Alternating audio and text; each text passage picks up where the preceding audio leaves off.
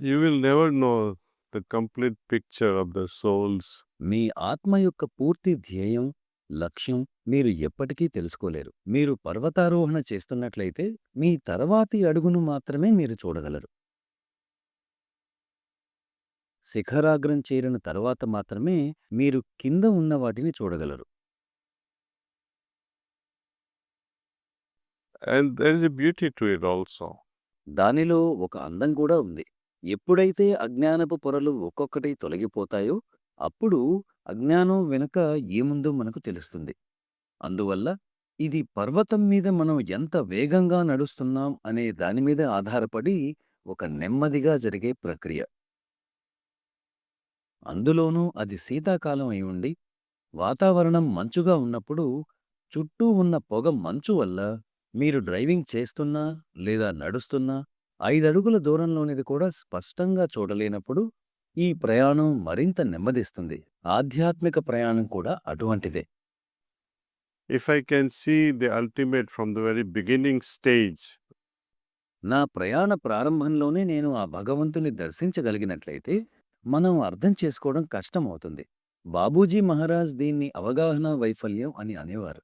భగవంతుని ఎరుక మీకు తక్షణమే లభించినట్లయితే మీరు దానిని అర్థం చేసుకోలేరు.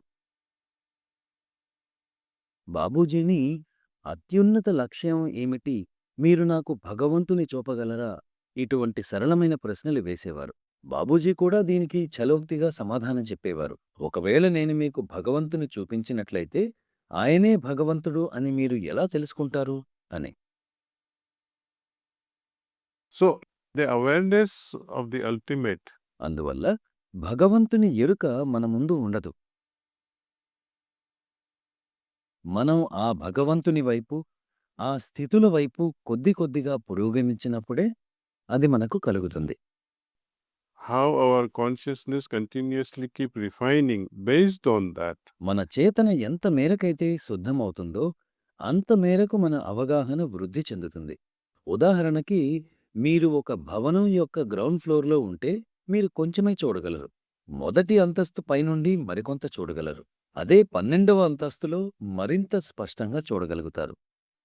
టెర్రేస్ పైకి ఎక్కినట్లయితే మొత్తం అంతా చూడగలుగుతారు. మీ బిల్డింగ్ ముందు మరో బిల్డింగ్ ఉంటే ఎక్కువ దూరం చూడలేరు. జీవితం కూడా అటువంటిదే.